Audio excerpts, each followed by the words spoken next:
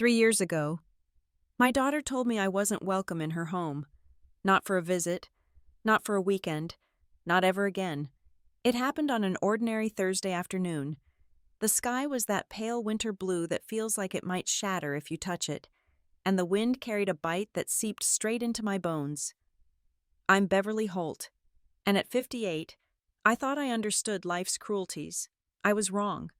I'd driven over to Erin's after she texted earlier in the week, saying we should talk in person. My daughter had always been direct, something she inherited from me.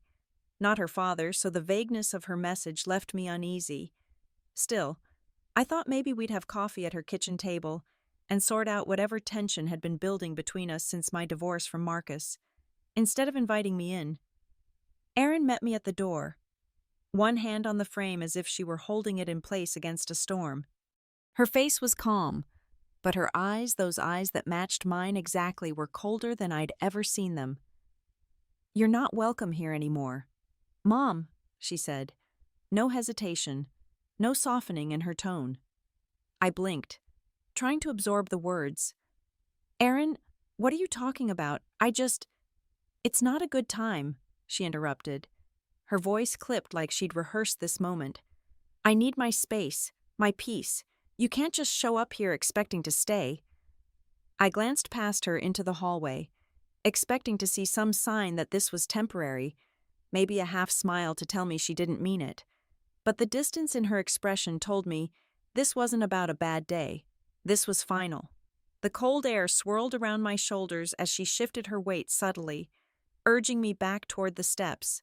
My car was still parked at the curb, the engine ticking as it cooled. "I don't understand," I said quietly, searching her face. "You don't have to," she replied. And for a moment, I could swear there was relief in her eyes, as though closing this door on me was lifting a weight from her shoulders. Then came the twist that knocked the air from my lungs. "Dad told me everything," Erin said, her voice dropping to a near whisper. "About your affair with his colleague, how you betrayed our family." The accusation hit me like a physical blow. "What, Erin? That's not—" "Please don't lie to me anymore," she cut in. "Dad showed me the texts, the hotel receipts. He told me how you've been seeing this guy for years, how you wanted the divorce, not him." My hands went cold. Marcus, of course. The ultimate manipulation. Turning our daughter against me with lies. The truth that he had been the unfaithful one, that I'd finally gathered the courage to leave after decades of his infidelities died in my throat. She wouldn't believe me. Not now. Not when Marcus had already poisoned the well. She didn't slam the door. She didn't yell. She just closed it softly, but it felt like a steel gate locking shut behind me. I stood there for a few seconds, staring at the painted wood, feeling the world tilt under my feet. Then I walked down the path to my car, hands trembling as I gripped the steering wheel. That drive home was silent. No music, no calls, just the hum of the road and the thought that kept circling in my mind: if I wasn't welcome there anymore, I'd have to build a place where I was. That night, I sat on the edge of my bed in the small apartment I'd rented after the divorce, staring at the bare walls. The place smelled faintly of disinfectant, the kind landlords used to mask the scent of whatever came before.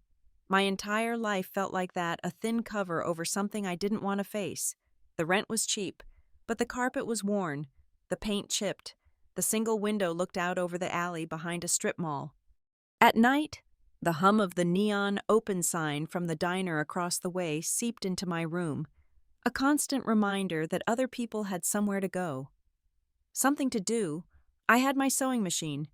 That was it, my one tool, my one lifeline. For years, it had been a hobby, a way to make a little extra income for vacations or Christmas gifts. Now, it was the only thing standing between me and falling behind on rent. I ran my fingers over its smooth surface, remembering how Marcus had scoffed when I bought it 15 years ago. "Another project you'll abandon," he'd said. He was wrong about that, just as he'd been wrong about so many things. The financial reality of my situation crashed down on me in waves. During our 29-year marriage, Marcus had controlled everything: the bank accounts, the investments, the property. I'd given up my career as a paralegal when Aaron was born, believing I was making the right choice for our family. But when I finally filed for divorce, after finding messages between Marcus and his 26-year-old assistant, I discovered just how vulnerable I'd made myself. Marcus had hidden assets, drained accounts, and with his connections at the law firm where he was a senior partner, he'd ensured I walked away with barely enough to start over. The judge had seemed almost bored as he signed off on the settlement, just another middle-aged woman who'd chosen to be a homemaker, now facing the consequences of that choice. As if raising a child and supporting my husband's career for 3 decades had been some frivolous indulgence. A car horn blared in the alley, jerking me back to the present. Tears threatened, but I pushed them down. Crying wouldn't pay the rent. I opened my laptop and created a simple flyer: Beverly's Custom Sewing and Alterations. Nothing fancy, just my phone number and a list of services. I printed 20 copies at the library the next morning and began pinning them to community boards at laundromats, grocery stores, and coffee shops that afternoon. As I was tacking my last flyer to the corkboard at Eleanor Jackson's corner store, the owner herself approached me. "You sew?" she asked, eyeing the flyer. "Yes, for over 30 years. Eleanor tilted her head, assessing me with shrewd eyes. She was perhaps a decade older than me, with silver-streaked black hair pulled into a practical bun. "My granddaughter's Lunar New Year dress needs taking in. The woman who usually does it moved to Portland. Can you do it by next Friday?" I could have wept with relief. "Yes, absolutely." "Good." She handed me a business card. "Bring the receipt when you drop it off. I pay fair, but I expect quality." It wasn't much, but it was a start. And sometimes, that's all you need. The first weeks were the hardest. Orders came slowly: hemming a neighbor's pants, repairing a torn coat, sewing curtains for a family who'd just moved into the building. Every job was small, but I treated each one like it was worth a fortune. I worked until my fingers cramped and my back ached, not because I loved it, but because I had no choice. I learned to live with less. I stopped buying anything that didn't serve a purpose. I cut my own hair in the bathroom mirror. Every penny went into a jar I kept at the back of my closet. It wasn't much at first: coins, a few crumpled bills, but I guarded it fiercely. That jar became my symbol, my proof that I was moving forward, even if no one else could see it. One evening, as I was coming home with groceries, just the basics, nothing extra, I met Doris Washington in the elevator. She lived 2 doors down from me, a 72-year-old widow who always wore bright scarves regardless of the season. "Need a hand with those?" she asked, nodding at my bags. "I've got it, thanks," I replied automatically. Doris studied me for a moment. "You're the one with the sewing machine. I can hear it running late at night." "I'm sorry if it's bothering you. I can put down a thicker rug." She waved away my concern. "Honey, after 50 years of marriage to a man who snored like a freight train, a little sewing machine is practically a lullaby." She smiled. "I'm having some friends over for coffee tomorrow. Nothing fancy. Just a few old biddies like me. You should join us." My first instinct was to decline. I had work to do, and socializing felt like a luxury I couldn't afford. But something in Doris's direct gaze made me nod. "I'd like that." That coffee gathering became a weekly ritual. Doris and her friends, all widows or divorcees, had created their own family of choice. They argued politics, shared health concerns, and swapped stories about grandchildren and travel. They included me without question, as if I'd always been part of their circle. Through Doris, I met people who needed my services. Her niece's wedding party needed alterations. Her friend's grandson was graduating and needed his suit tailored. Word spread about my work, and slowly, my client base grew. But even as I built this new life, memories of the old one haunted me, especially memories of Erin. I kept a photo of her on my nightstand: Erin at 18, heading off to college, her smile wide and hopeful. Some nights, I'd find myself talking to that image, telling her about my day as if she could hear me. I tried calling her on her birthday. 6 months after she'd closed her door to me, the call went straight to voicemail. I left a message just, "I love you, happy birthday," and then sat on my bed, staring at the phone as if it might call me back. It didn't. I sent a Christmas card, a Mother's Day text, an email on the anniversary of her college graduation. Nothing. It was as if I'd vanished from her world completely. Doris found me one evening, sitting on the building's small back stoop, clutching my phone after another failed attempt to reach Aaron. "Still nothing?" she asked. Lowering herself beside me with a soft grunt, I shook my head. "You know," Doris said, "my Sophia didn't talk to me for 3 years after I told her I didn't like her first husband. Turned out he was cheating on her the whole time." She patted my knee. "Sometimes they have to figure things out for themselves. What if she never does? Then you keep living anyway." Doris's voice was firm. "You build something so good that if she comes back, she'll see exactly what she missed." I let her words sink in, feeling something shift inside me. Maybe Doris was right. Maybe the best response to rejection wasn't to keep knocking on a closed door, but to build my own house, with my own doors that I controlled.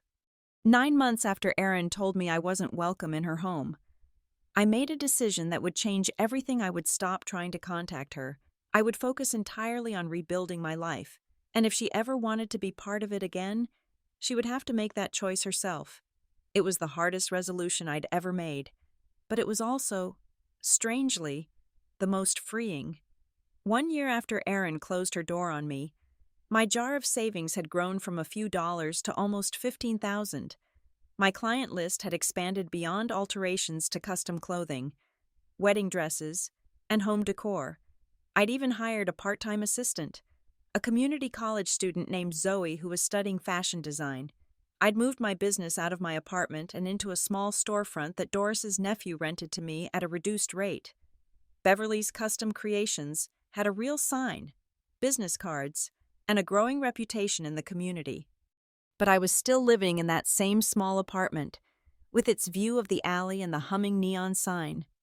It wasn't home. It was just where I slept between workdays. That changed on a rainy Tuesday in October.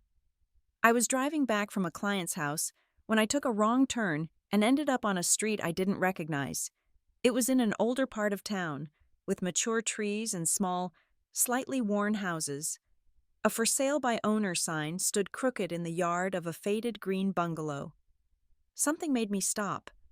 The house wasn't impressive paint peeling, yard overgrown, a cracked walkway leading to the front porch, but there was something about it that called to me.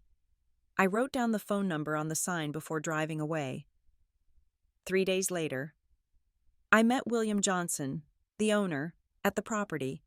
He was in his 70s, a retired postal worker who had inherited the house from his aunt. "It needs work," he admitted as he unlocked the front door. "I meant to fix it up, but then my arthritis got bad, and, well," he gestured vaguely at the interior. The inside was dusty and dated, with wallpaper from the 1970s and linoleum floors that had seen better days, but the bones were good. High ceilings, hardwood under the linoleum, large windows that would let in plenty of light. "How much are you asking?" I asked, trying to keep my voice neutral. William named a figure that was surprisingly low for the neighborhood, low enough that with my savings and a small loan, I might just be able to manage it. "The real estate agent said I could get more if I renovated first," he explained. "But I don't have the energy for all that. I'd rather sell it to someone who'll love it, even if it means taking less." I walked through the rooms again, imagining what they could become. The front bedroom would make a perfect sewing studio, with its eastern exposure. The backyard, though overgrown, had potential for a garden. "I'll think about it," I said, but I already knew. This would be my house, my door to open or close as I chose. As we were leaving, William paused at the door. My aunt was a seamstress too. You know, made wedding dresses for half the neighborhood back in her day. Had her sewing room right there in the front. He nodded toward the room I'd already mentally claimed as my studio. Funny coincidence. You being a sewer and all. I felt a shiver run through me. Not of fear, but of recognition. As if the house had been waiting for me, or I for it. The next month was a whirlwind of paperwork, bank visits, and negotiations. Doris introduced me to her son-in-law, a contractor who inspected the house and confirmed it was structurally sound despite the cosmetic issues. Eleanor Jackson's husband, a retired accountant, reviewed the financial details with me to make sure I wasn't getting in over my head. And then, almost unbelievably, it happened. On a cold December morning, I signed the final papers and William Johnson handed me the keys. "Take good care of her," he said. This was my aunt's pride and joy before she got sick. She'd like knowing another woman who works with her hands is living here. I stood in the empty living room after William left, the air heavy with dust and possibility. The floors creaked beneath my feet. The kitchen was outdated. The bathroom needed a complete overhaul, and every surface needed fresh paint. But it was mine. No one could tell me I didn't belong here. That night, I slept on a borrowed air mattress in what would become my bedroom.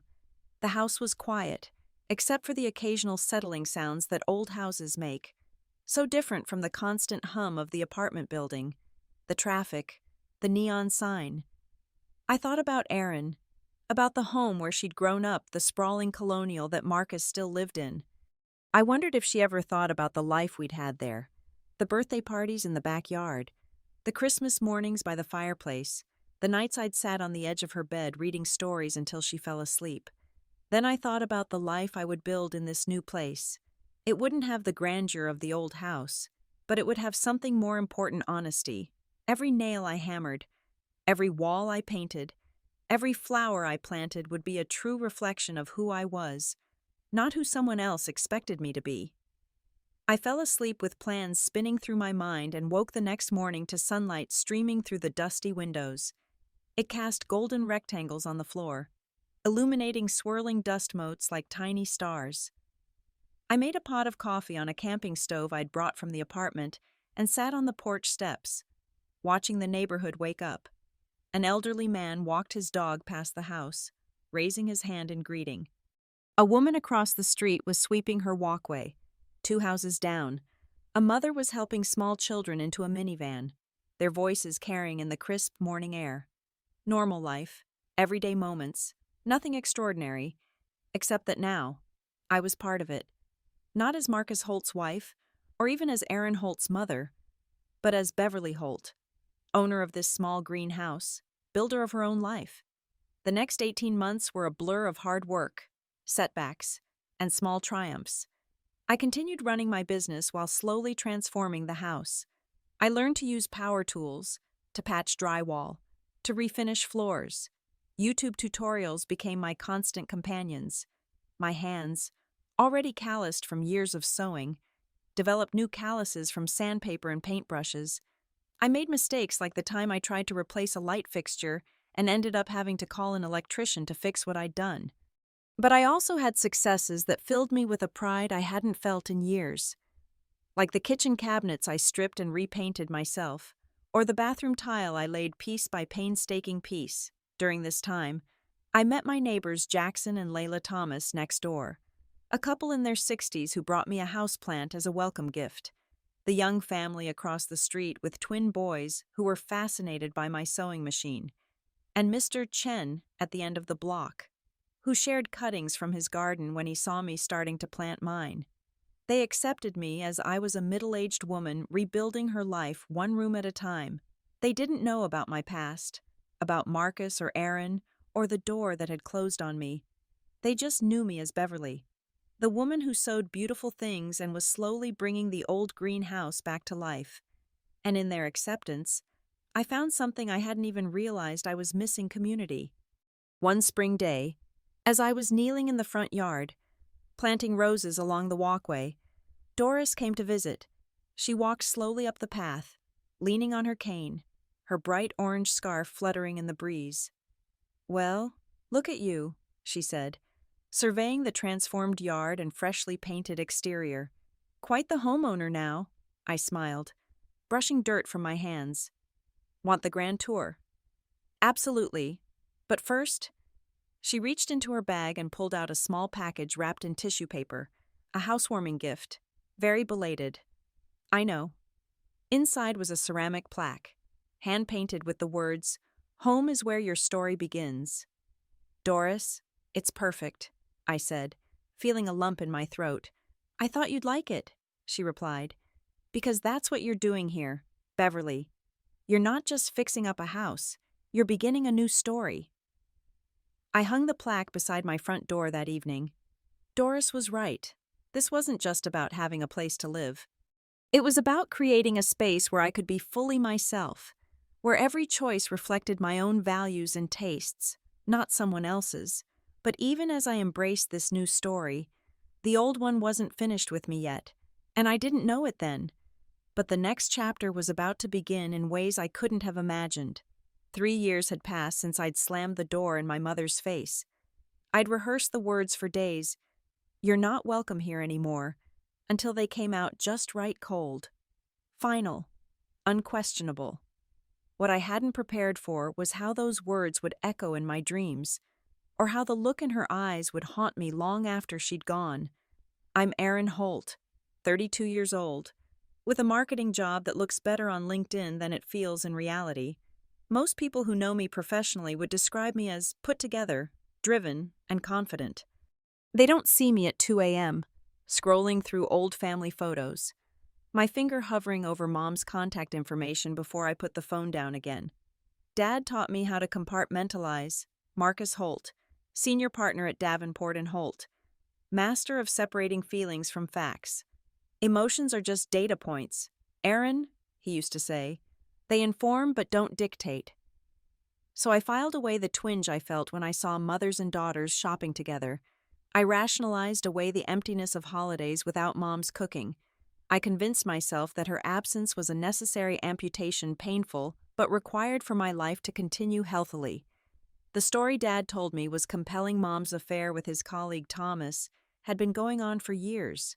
Dad showed me text messages, hotel receipts, even a credit card statement with charges for jewelry he never received. He wept when he showed me, actually wept, and said, "I never wanted you to know, but she's trying to turn you against me." It made sense at the time. Mom had always been restless in ways I couldn't understand. Dad was stability, tradition, success. When she filed for divorce, it seemed to confirm everything. The cracks in Dad's story started small, almost imperceptible. He'd mention a date wrong.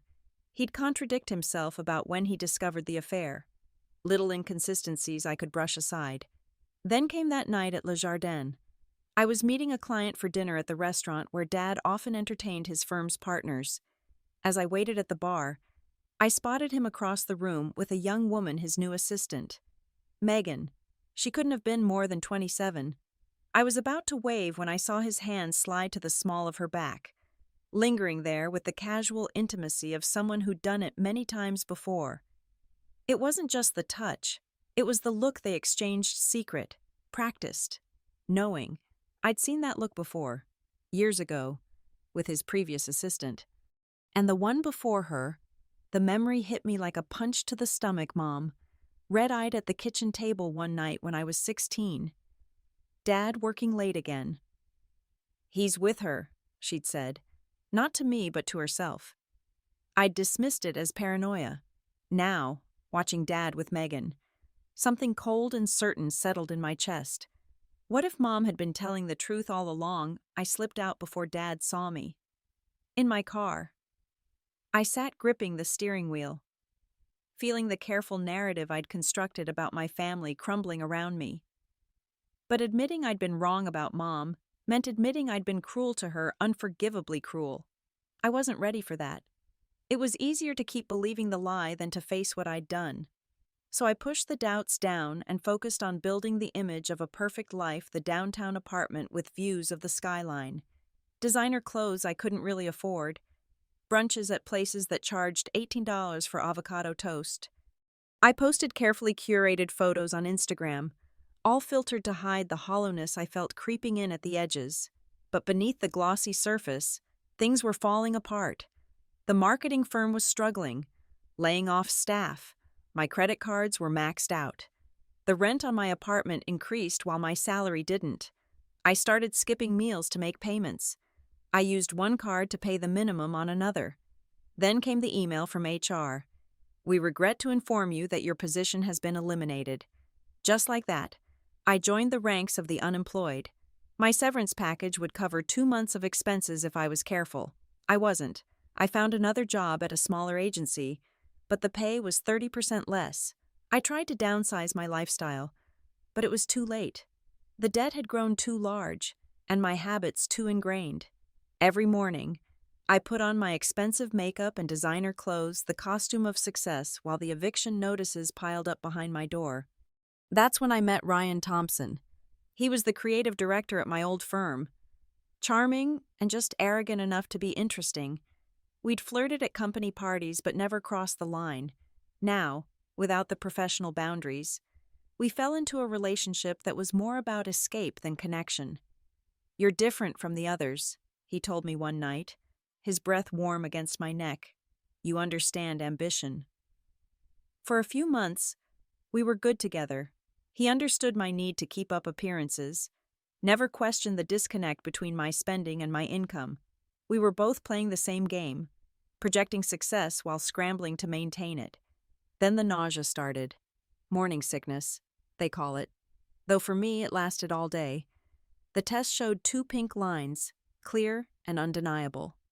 "I'm pregnant," I told Ryan over dinner at his apartment. I'd rehearsed this conversation too, planned exactly how to present it as exciting news rather than a crisis. He set down his fork, expression unreadable. "Are you sure it's mine?" The question stung like a slap. "Of course it's yours. Who else would it be?" He shrugged, reaching for his wine. "Just asking. It happens." "What are you saying, Ryan?" "I'm saying we've only been together a few months. I'm saying this isn't what I signed up for." He took a long sip, avoiding my eyes. "I'm not ready to be a father. Aaron, I thought you were more careful. I was on the pill. You know that. Well, clearly it didn't work." He stood up, carrying his plate to the kitchen. "Look, I'll help with the money for an appointment, but that's all I can offer." I stared at his back, the casual way he dismissed our child. Me. Us. "I'm keeping it," I said, the words surprising even me. He turned, finally meeting my eyes. "Then you're on your own." I left his apartment that night knowing I'd never go back. But the reality of my situation hit me hard in the following weeks. Pregnant, unemployed, buried in debt, and facing eviction. I needed help, but I'd burned the one bridge I couldn't afford to lose. Mom. The second eviction notice came on a Tuesday, slipped under my door like a quiet death sentence. This one had the word "final" stamped across it in aggressive red letters. I had 30 days to pay or vacate. My morning sickness had evolved into all-day exhaustion. At 4 months pregnant, I was starting to show, making it harder to maintain the facade at my new job. My boss had already made comments about my lack of energy in client meetings. I knew it was only a matter of time before they found a reason to let me go. I sat on my couch that evening, surrounded by the trappings of the life I'd pretended to afford, the West Elm furniture bought on credit. The Pottery Barn throw pillows, the framed art prints that cost more than a week's groceries, none of it would save me now. My phone pinged with a reminder: credit card payment due. Minimum payment $487. Available balance in checking account $263. Panic clawed at my throat. I couldn't lose my apartment.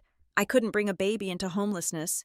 I needed money, security, stability, all the things I'd taken for granted growing up in that sprawling colonial house with Mom and Dad. Mom. The thought of her came unbidden, along with an image of her face the day I'd closed the door on her. I'd been so certain then, so righteous in my anger. Now, doubt had crept in, eroding that certainty until it felt as hollow as my bank account. What if Dad had lied? What if I'd thrown away my relationship with my mother based on a carefully crafted fiction? I picked up my phone, scrolled to her name in my contacts.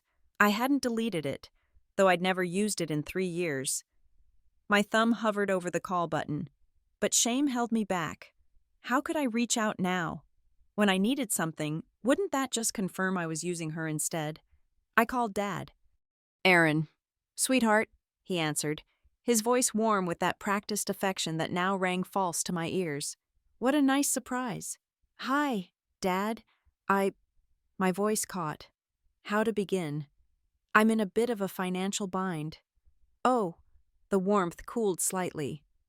What kind of bind? I took a deep breath. I lost my job at Meridian a few months ago. The new place pays less, and I'm behind on some bills. That's unfortunate. Have you adjusted your spending? I'm trying, but I hesitated. Should I tell him about the baby? No, not yet. I'm facing eviction. Dad, I need help. The silence stretched so long I thought we'd been disconnected. Finally, he sighed. Aaron, you know I love you, but you're an adult now. These are adult consequences for adult decisions. I know, but I can recommend a financial advisor. He cut in smoothly. Someone who can help you create a budget, maybe negotiate with your creditors. Dad, I don't need a financial advisor. I need money to keep a roof over my head. Another silence. How much are we talking about? I told him the bare minimum to stop the eviction and make the most critical payments. It was large, but a fraction of what I knew he spent on his country club membership alone. That's quite a sum, he said, voice tight. I'm not sure I can swing that right now. Things are complicated at the firm. Complicated. The word hung between us. Was he worried about a divorce settlement with his latest conquest, or had he already moved on to someone new? Please, Dad. I hated the desperation in my voice. I wouldn't ask if it wasn't important. Let me think about it, he said finally. I'll call you tomorrow. He didn't call the next day, or the day after that. When I tried reaching him again, his assistant, not Megan, a new one, said he was in meetings all day. He was ghosting me, his own daughter. That night, I did something I never thought I would. I listed my mother as a reference on a rental application for a cheaper apartment across town. I didn't ask her permission. I didn't even tell her. I just put down her name, her phone number, and her address, which I'd found by searching online property records. I described her as immediate family, excellent relationship, and prayed the rental company wouldn't actually call her. The desperation only grew as the days passed. I pawned jewelry, sold designer clothes on consignment, canceled subscriptions. It wasn't enough. The eviction clock kept ticking. Then, walking through the mall one Saturday, I saw her. Mom was coming out of a frame shop, a small package under her arm. She looked different, her hair shorter, with more gray than I remembered, but her posture straighter, more confident. She was dressed simply but well, in clothes that suited her rather than the ones Dad had always subtly pushed her toward. For a moment, I couldn't move. My heart pounded against my ribs as if trying to break free. Then, before I could decide whether to approach her, she looked up. Our eyes met across the crowded walkway. For a split second, I saw recognition flash in her gaze, followed by something else hurt, longing. I couldn't tell. I panicked. I turned away, pretending I hadn't seen her, and walked quickly in the opposite direction. Shame burned through me with each step. I was a coward. Worse, I was the same selfish person who'd closed the door on her 3 years ago, too proud to admit I might be wrong, too afraid to face the consequences of my actions. That night, staring at the eviction notice on my counter, I made a decision. I would call her. Not to apologize, I wasn't ready for that, but to ask if I could stay with her temporarily, just until I got back on my feet. I would contribute to bills, help around the house. It would be a practical arrangement, one that might eventually lead to reconciliation. It took me 3 days to work up the courage to make the call. "You're sure about this?" my friend Kendra asked, as we sat in her apartment, my phone between us on the coffee table like a live grenade. "You haven't spoken to your mom in years, and now you're going to ask to move in with her." I rubbed my growing belly, a habit I'd developed over the past weeks. "I don't have a choice.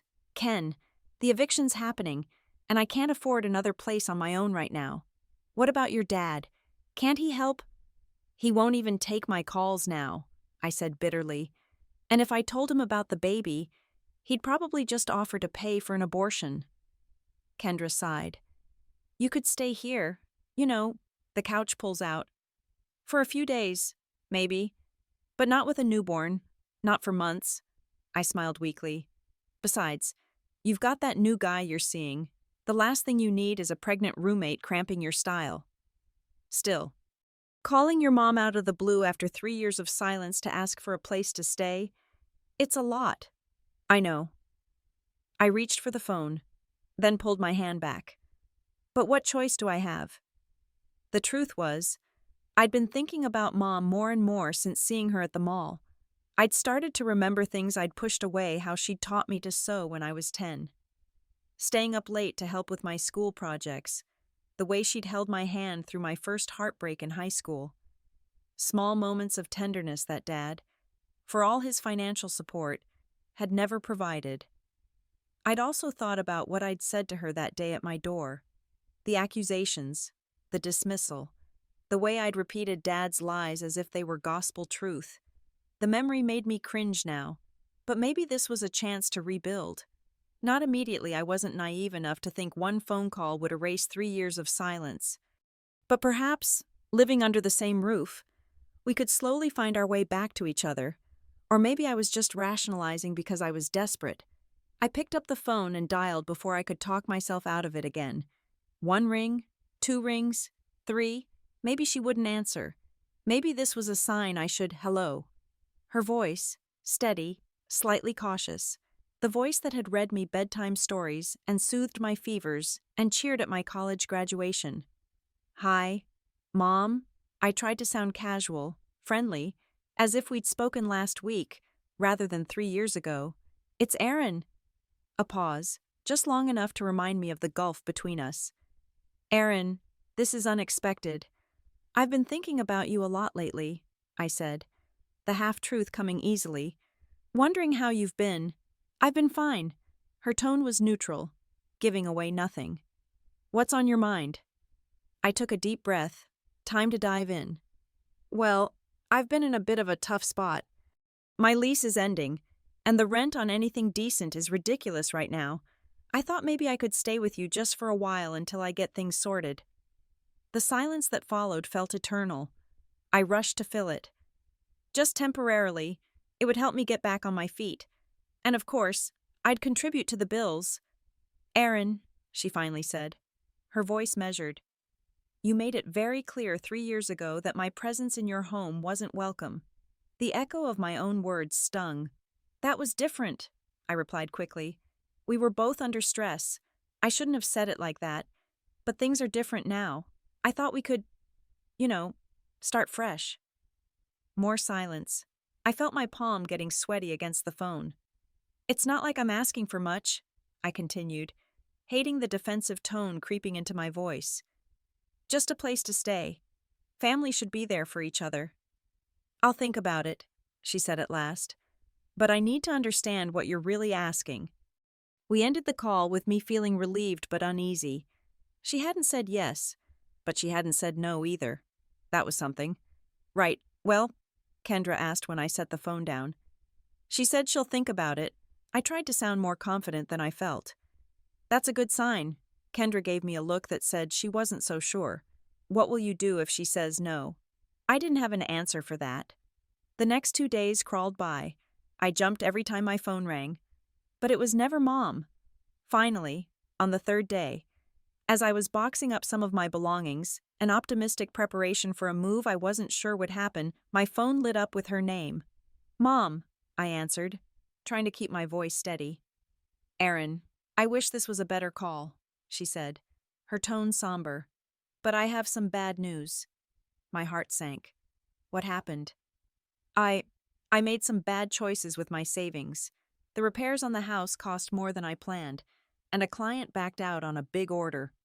I'm barely scraping by right now. I sat down on my half-packed couch, trying to process this. Mom, struggling financially. It didn't fit the image I'd been building in my head of her stable, independent new life. Oh, wow. That's not good, I managed. I'm not sure how I'm going to manage the bills this month, she continued, her voice trembling slightly. I might even have to sell the house if things get worse. My mind raced. If Mom was in financial trouble too, staying with her wouldn't solve my problems. It might even make them worse. Sell the house. Well, if that's the case, maybe me moving in isn't the best idea. I thought maybe we could figure it out together, she said softly, a note of hope in her voice. The old Erin, the daughter who loved her mother without reservation, would have jumped at the chance to help. But the new Erin, the one shaped by Dad's manipulations and her own poor choices, could only see the threat to her own survival. Honestly, Mom, I just don't think I can deal with that kind of instability right now. I have my own stuff to handle, you know. As soon as the words left my mouth, I regretted them. They sounded so callous, so self-centered. So, she said, her voice suddenly flat, if I can't offer you a stable place, you're not interested. Put that way, it sounded terrible. But wasn't it the truth? I wasn't looking for reconciliation. I was looking for a roof over my head. I need something that works for me. You understand, right? Yes, Erin, she replied, a steel thread running under her calm tone. I understand perfectly. We ended the call politely. I even tossed in a love you at the end, as if that could soften the selfishness I'd just displayed.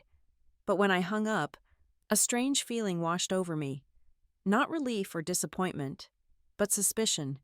Mom's financial troubles seemed to come out of nowhere, and the timing was too convenient. Had she made it all up to test me to see if I was truly interested in reconnecting or just using her for a place to stay? The thought made me squirm, because if that was a test, I'd failed spectacularly. I spent the next few days in a spiral of self-recrimination and practical panic. The eviction clock kept ticking. My phone remained silent. No calls from Mom. No messages from Dad. Even Ryan, who'd promised financial help for an appointment I never made, had vanished completely. Then, on Thursday morning, I received an email about a potential new apartment. It was small, in a less desirable neighborhood, but the rent was within my reduced budget. The catch: I needed a cosigner due to my credit history and the previous eviction notice. Dad was still ignoring my calls. My friends weren't in a position to cosign. That left one option, the same person I'd just rejected when she suggested she might need my help. Mom. The irony wasn't lost on me. But desperation has a way of overwhelming pride. I decided a face-to-face conversation would be better than another phone call.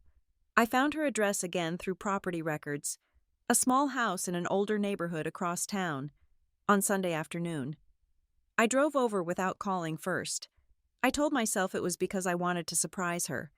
But really, I was afraid she'd tell me not to come if I asked. The house looked different from what I'd expected. It was small but charming, with fresh green paint and white trim. The yard was well kept, with roses planted along a brick walkway. It looked loved, cared for. A far cry from the rundown place I'd imagined when she mentioned financial troubles.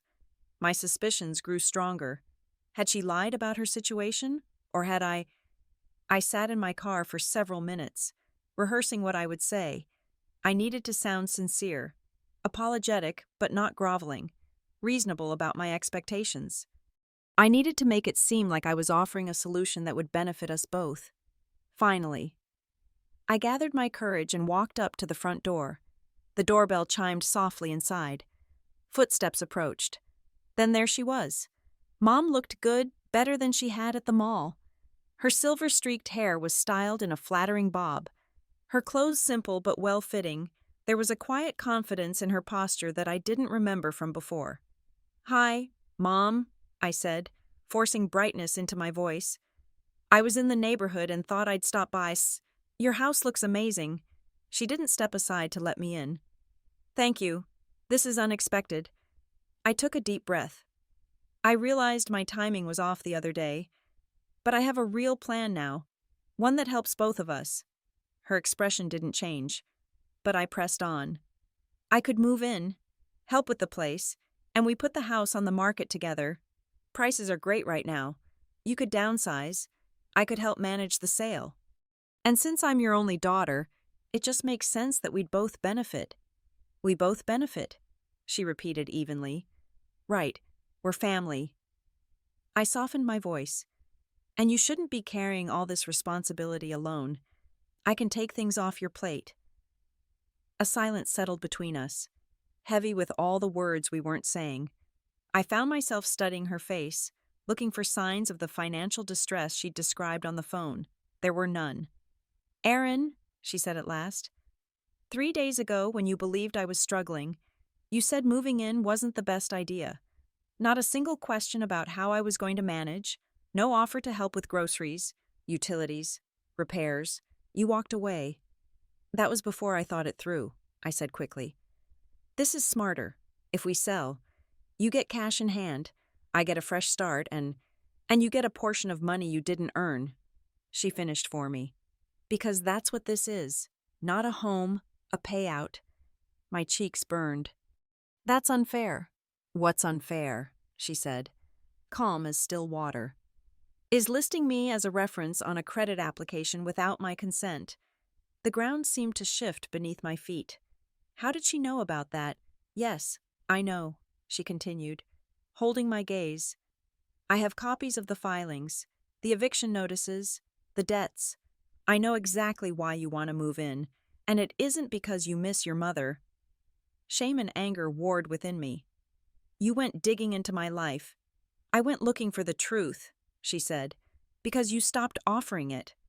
I tried a different approach. I'm trying to fix things, to be close again. You're making this transactional. She almost smiled at that. When I told you I might have to sell, you told me you'd better look for another place. That wasn't grief, it was arithmetic. And now you're back with a plan that turns my roof into your exit strategy. Her assessment was so accurate it stung. So this is punishment? No. She stepped slightly forward, her hand still on the doorframe. This is a boundary. This house isn't a bargaining chip. It's where I learned I can stand without leaning on anyone who treats me like a spare wallet. I looked past her again, searching for some angle, some way back in. You don't have to be cruel, Mom. Cruel would be letting you move in and sell what I bled to build, just to feed the same habits that buried you in debt. Mercy sometimes looks like a closed door. The finality in her voice made my stomach clench. So, what do you expect me to do? Work, tell the truth, pay what you owe, and when you speak to me, mean it. She lifted a small stack of papers from the entry table and held them at her side. If you want resources, a credit counselor, a payment plan template, a list of open clerical jobs, I'll email them tonight. If you want my house, the answer is no. My throat tightened. I'm your daughter. And I am your mother, she said, steady as a plumb line. I don't co-sign lies. I don't finance denial. And I don't sell my peace to make your crisis feel like a plan. For a moment, neither of us moved. The weight of her words pressed against my chest until I could barely breathe. She knew everything: my debts, my eviction, my desperate attempts to use her as a safety net, and still, she stood there, offering help but not rescue, guidance but not a blank check. It was more than I deserved, and less than I'd hoped for. Something broke inside me then, a dam holding back 3 years of doubt, shame, and painful truth. You don't understand, I said, my voice cracking. You have no idea what I've been through. Then tell me, she said, not moving from the doorway. Tell me the truth. Erin, not what you think I want to hear, not what you think will get you through this door. The truth. I looked away, blinking rapidly. Dad's been lying to me. Hasn't he? About everything. Yes, she said simply. He has. He told me you had an affair with his colleague, that you destroyed our family. My voice was barely audible now. He showed me texts, receipts, all fabricated, she said. Your father was the one having affairs, multiple affairs, over many years. When I finally found concrete evidence about his relationship with his assistant, I filed for divorce. He didn't want you to know the truth, so he created his own version. The confirmation of what I'd already begun to suspect still hit me like a physical blow. Why didn't you tell me? I tried. You wouldn't listen. You had already decided I was guilty. I looked down at my hands, which were trembling slightly. I'm such an idiot. No, she said, softening her tone for the first time. You're someone who believed her father. That's not idiotic. It's human. A tear slid down my cheek. But I shut you out for 3 years. I missed everything, your new house, your business. I was so angry. And it was all based on lies. Why now, Aaron? Why reach out after 3 years? I wipe my eyes with the back of my hand. It's not just the money problems, though those are real. I took a deep breath. I'm pregnant. 4 months. The father, my boyfriend. Ryan, he left when I told him, said he wasn't ready to be a dad. And then everything started falling apart at once. The eviction notices, the credit card bills I couldn't pay. I panicked. Mom stared at me, absorbing this new information. Her expression softened further, but the boundary she'd established remained firm in her posture. Why didn't you just tell me that from the beginning? Because I was ashamed, I admitted. I didn't want you to see how badly I'd messed up my life, and after the way I treated you, I didn't think I deserved your help. She looked at me. Really looked at me for what felt like the first time in years, not as an extension of herself or a reflection of her failures, but as a separate person making her own mistakes. Come inside, she said finally, stepping away from the door. We need to talk. As I crossed the threshold, I felt something shift between us. Not forgiveness, not yet, but perhaps the beginning of a path toward it. Mom made tea while I sat at her kitchen table, my eyes taking in the renovated space with genuine admiration. The cabinets were a soft sage green, the countertops clean white quartz. Sunlight streamed through windows that looked out on a small but thriving garden. This wasn't the house of someone barely scraping by. You did all this yourself? I asked as she set a steaming mug in front of me. Most of it, she said, sitting across from me. I had help with the plumbing and electrical work, everything else I learned as I went. I wrapped my hands around the mug, seeking its warmth despite the mild day. It's beautiful, Mom. It feels like you. That was the point, she replied. To create a space that reflected who I am, not who someone else wanted me to be. The implication hung in the air between us. Dad had always controlled our home environment, from the formal living room that no one was allowed to actually live in, to the designer kitchen where he insisted on stainless steel everything despite Mom's preference for warmer tones. I think I've been living my whole life trying to be who Dad wanted me to be, I said, the realization striking me as I spoke it, the perfect daughter for his perfect family image. Mom studied me, her expression thoughtful. When did you start to suspect he wasn't telling the truth? I sighed, tracing the rim of my mug with my finger. About a year ago, I was at his house for dinner, and his assistant was there, a new one, younger than the last. The way he looked at her, I suddenly remembered seeing that same look before, with other women, when I was growing up, and it made me question everything. Why didn't you reach out to me then? Pride, I said simply. I'd spent 3 years believing you were the villain in our family story. Admitting I might be wrong felt impossible. So I just avoided it. Avoided you. Then Ryan left, and my landlord started the eviction process. And suddenly pride seemed like a luxury I couldn't afford. Mom took a sip of her tea, giving herself time to process my words. I need you to understand something. Aaron, when you shut me out of your life, it nearly destroyed me. I had to rebuild everything, my home, my business, my sense of self-worth from scratch. I know, I whispered, feeling the weight of what I'd done. I can see that now. So you'll understand why I can't just throw open my doors without conditions. I won't be used, not even by you, especially not by you. I nodded, my hand unconsciously moving to rest on my stomach. At 4 months, the bump was becoming noticeable, a physical reminder of the responsibility growing inside me. What aren't you telling me about your financial situation? Mom asked, her tone gentle but firm. My shoulders slumped. There was no point in hiding anything now. It's bad, Mom. Really bad. I maxed out my credit cards trying to keep up appearances after the divorce. I wanted everyone to think I was fine, that my life was perfect. Then I lost my job at the marketing firm 6 months ago, budget cuts. They said, but I think my work was slipping. I found another position, but it pays less. And with the baby coming, my voice trailed off. How much do you owe? I named the figure that had been keeping me awake at night. Mom winced, but didn't look shocked. And the eviction. My landlord gave me 30 days.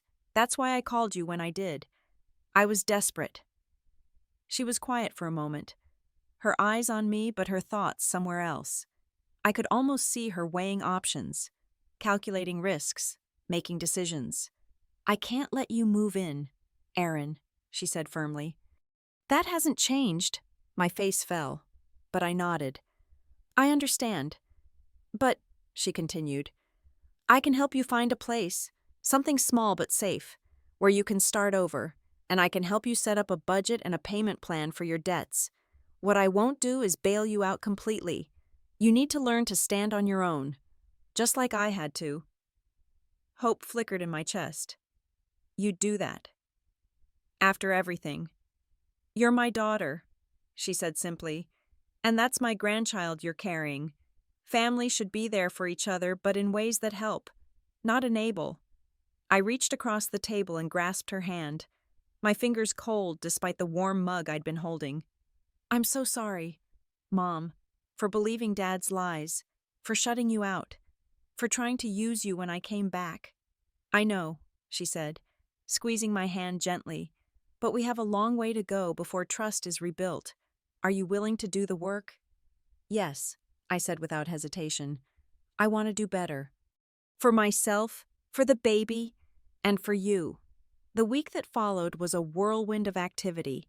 True to her word, Mom helped me find a small one-bedroom apartment within my budget. It wasn't in the most glamorous neighborhood, but it was clean, safe, and most importantly, mine. A place where I could begin rebuilding my life on a foundation of truth rather than appearances. Doris Washington and Diana Reynolds, Mom's friends, were invaluable during this time. Diana, a paralegal at a large law firm, negotiated with my creditors, arranging more manageable payment plans. Doris, who had volunteered at a women's shelter for years, connected me with resources for single mothers, including a furniture bank that provided essential items for my new apartment. You're being very generous, Diana remarked to Mom one evening as we sat in her living room, reviewing my budget for the 10th time. More generous than many would be in your position.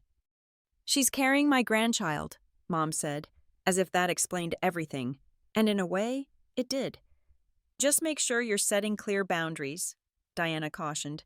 Helping is good. Enabling isn't.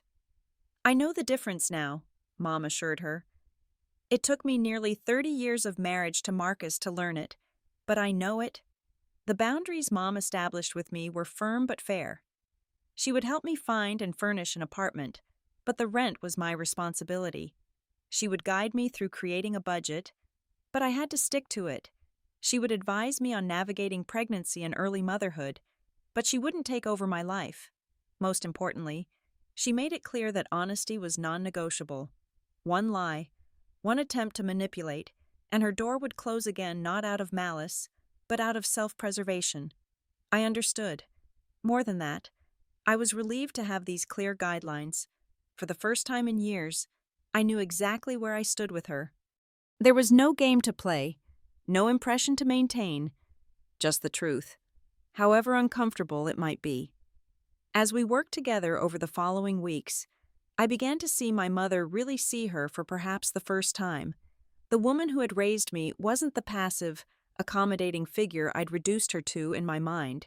She was strong, resourceful, and remarkably resilient.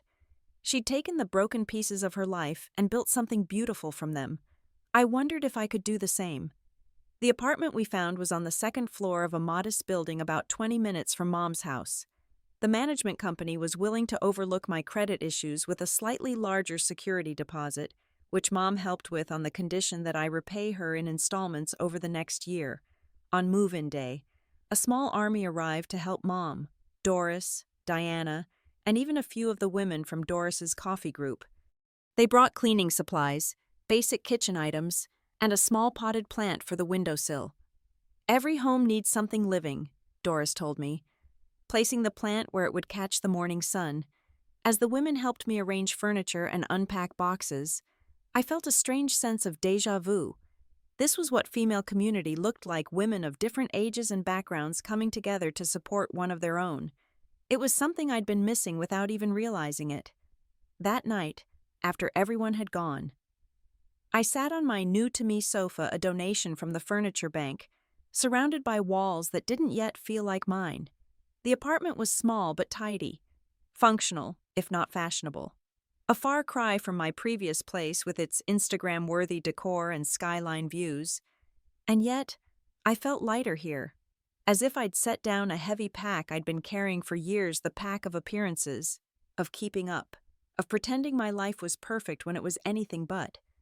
I placed my hand on my growing belly and whispered, "We're going to be okay." For the first time in months, I actually believed it. One Saturday morning, about a month after our confrontation on Mom's porch, I went over to help her in the garden. At 5 months pregnant, bending wasn't easy, but I was determined to contribute however I could. As we knelt side by side, planting fall bulbs, I said something that had been on my mind for weeks. "I think I was jealous of you, Mom." She looked up, surprised. "Jealous of what?" I gestured around us. "Of this, your house, your business, your independence. After Dad and I stopped speaking to you, I kept expecting you to fall apart, to come begging for reconciliation, but instead, you built all this. You thrived." Mom sat back on her heels, considering my words. "I wouldn't say I thrived immediately. Those first months were some of the darkest of my life. But you survived them," I pointed out. "You didn't need us." And I think that scared me, because it meant everything Dad had said about you, that you were weak, dependent, incapable, was a lie. And if he lied about that, what else was he lying about? My insight seemed to surprise her. "I did need you," she said softly, "just not in the way you thought. I needed your love, your presence in my life, but I didn't need your approval to survive."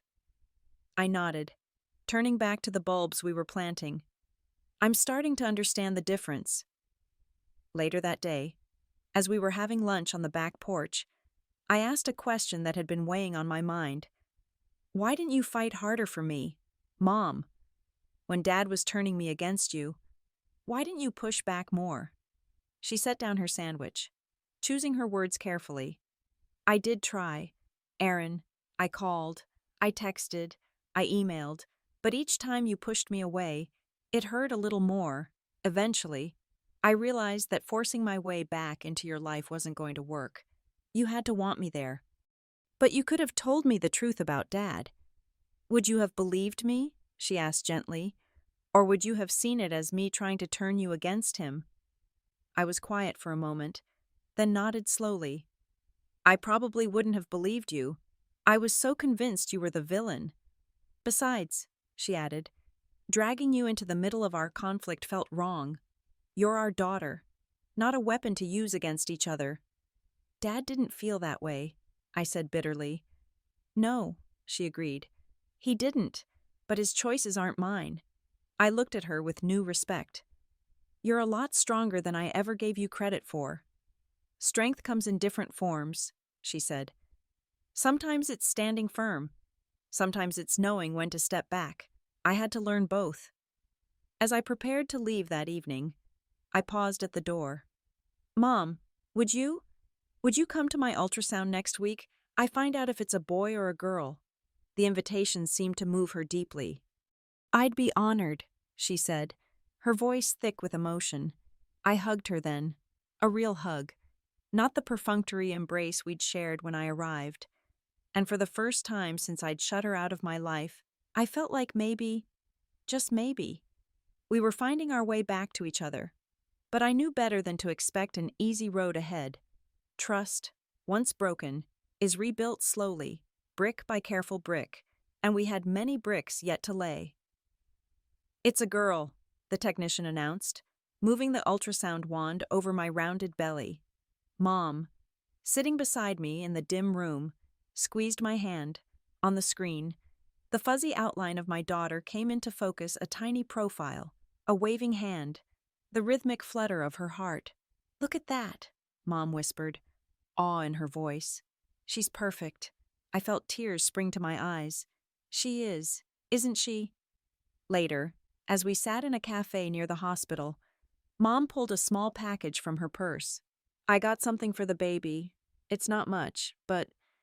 Inside was a tiny yellow cardigan, hand-knitted with delicate pearl buttons. "You made this?" I asked, running my fingers over the soft yarn. She nodded. "I've been learning. Doris taught me. I thought it might be nice for her to have something made by her grandmother."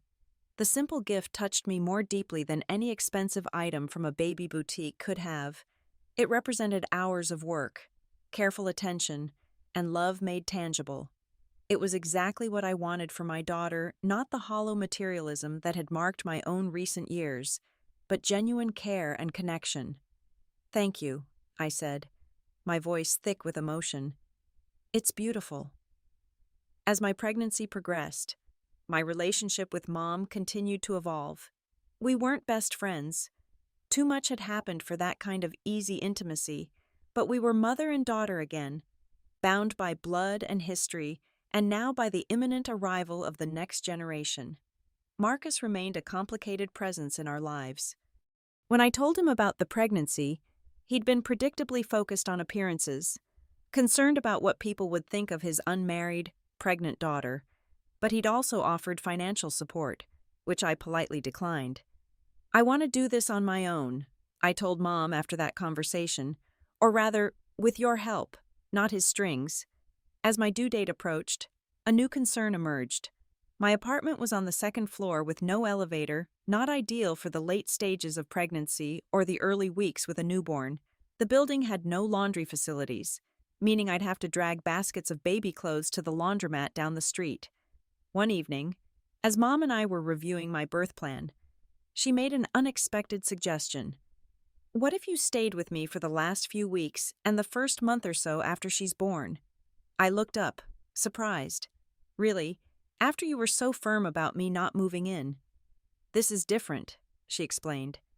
"It's a specific time frame with a clear purpose, not an open-ended arrangement, and you've proven yourself over these past months." It was true. I'd stuck to my budget, making every rent payment on time.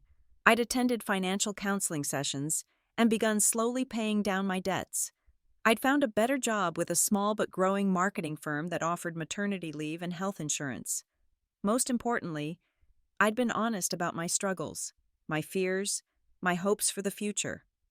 "Are you sure?" I asked. "I don't want to intrude on your space." "I'm sure," she said. "Besides, I've already started converting the sewing room into a nursery." The next weekend, she showed me what she'd done. The walls were a soft mint green, gender neutral, as I had requested despite knowing I was having a girl. A white crib stood against one wall, a rocking chair in the corner by the window.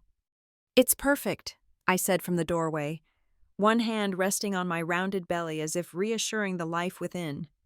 "Are you sure you're comfortable staying here until the baby comes?" Mom asked. "Your apartment is on the second floor with no elevator." I finished for her. "Mom, we've been over this. It makes sense for me to be here for the last few weeks and the first month or so after she's born. Unless you've changed your mind about having us." "Of course not," she said quickly. "I just want to make sure this arrangement works for both of us." The irony wasn't lost on either of us. After firmly refusing to let me move in permanently, she'd been the one to suggest I stay with her temporarily. But this was different. This was a partnership built on mutual respect, not a rescue operation. 3 weeks later, after 18 hours of labor, Lily Doris Holt, entered the world with a powerful cry that belied her tiny size. Mom stood beside me throughout, holding my hand, wiping my brow, encouraging me when I thought I couldn't push any longer.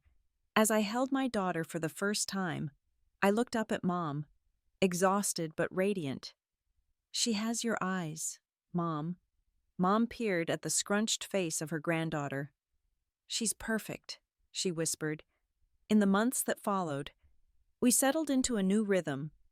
I stayed with Mom longer than originally planned, 3 months instead of 1, but it was a mutual decision, born of practicality and growing comfort with each other rather than dependency. When we did move back to my apartment, it was with a solid plan in place. Mom would watch Lily 3 days a week while I worked, and I would use a nearby daycare for the other 2 days. We would have Sunday dinners together, a new tradition to anchor our rebuilt relationship. One evening in late spring, as Lily napped in her portable crib, Mom and I sat in her garden, watching the roses bloom. The same roses she'd planted when she first bought the house, now mature and thriving. "I was thinking about doors," I said suddenly. "Doors." I nodded. 3 years ago, I closed a door on you, thinking I was protecting myself, but really, I was just locking myself in with lies. "And now," she prompted, "now I'm learning to keep the right doors open," I said, glancing at my sleeping daughter. "For her, for you, for myself, and to recognize which ones need to stay closed. Like the door to using people when you're in trouble," she suggested gently. I winced but nodded. "Exactly. And the door to living beyond my means to keep up appearances. The door to believing what's convenient instead of what's true." She reached over and squeezed my hand. "Those are good doors to close. What about you, Mom? Which doors are you closing?" She considered the question, watching a butterfly land on one of her roses. "The door to doubting my own worth. The door to measuring my value through someone else's eyes. And the door to letting love blind me to red flags." I was quiet for a moment. "Do you think you'll ever open the door to another relationship after Dad? I mean," the question seemed to surprise her. "I don't know," she said honestly. "Maybe, someday, if I meet someone who respects my boundaries and appreciates what I've built here. But I'm not looking. I'm content with my life as it is." "Even with a chaotic daughter and a crying baby disrupting your peace?" I asked with a small smile. She laughed. "Even with that, especially with that." As if on cue, Lily stirred and began to fuss. I rose to tend to her, lifting the baby with practiced ease. Mom watched us, a look of profound peace on her face. 3 years ago, I had closed the door on my mother, believing the lies my father had told. I had cut myself off from the one person who had always loved me unconditionally, who had rebuilt her life from the ground up after losing nearly everything, who had welcomed me back despite my attempts to use her. Now, as I held my daughter in the garden my mother had planted, I understood something essential. The doors we close shape our lives as much as the ones we open, and sometimes, the bravest thing we can do is to knock again on a door we ourselves have slammed shut, asking not for rescue, but for reconciliation. "What do you think, Lily?" Mom whispered, taking my daughter's tiny hand in hers. "Should we show your mommy how to plant roses next spring? Everyone should know how to grow beautiful things," Lily cooed in response, and I laughed. "I think that's a yes." As we sat there in the garden she'd planted with her own hands, I knew that life would bring more challenges, more doors to open and close. But now we faced them together. 3 generations of women learning from each other's mistakes and triumphs, building something stronger than the storms that had threatened to tear us apart. And that,